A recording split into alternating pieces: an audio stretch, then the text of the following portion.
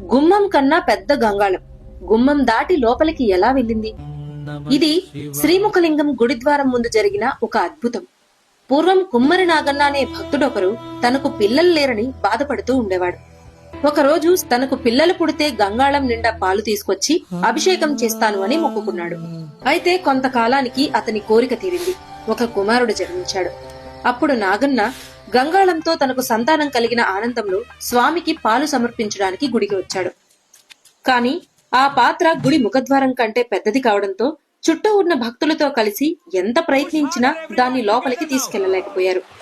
నా భక్తిలో లోపముందా స్వామి అని బాధతో నాగన్న ఆ గంగాళాన్ని బయటే వదిలేసి నిరాశగా వెనుదిరిగాడు.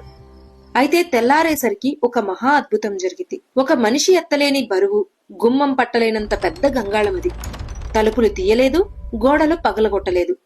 అయినా అంత పెద్ద గంగాళం గర్భగుడిలో శివలింగం వెనుక ప్రత్యక్షమైంది. ఎవరు తీసుకెళ్లారో, ఎలా వెళ్ళిందో ఇప్పటికీ మిస్టరీగానే ఉంది. అందుకే ఇక్కడ సంతానం కోసం మొక్కుకుంటే తప్పక తీరుతుందని పాలు, బియ్యం, ధాన్యం, పండ్లు పోసి భక్తులు నమ్మకంతో మొక్కుకుని జరిగిన సంఘటనలు ఎన్నో. మీరు శివయ్య భక్తులైతే ఓం నమ శివాయ అని కామెంట్ చేయండి. ఇదే మన శ్రీకాకుళం శ్రీముఖలింగం మహత్యం. ఓం నమ శివాయ.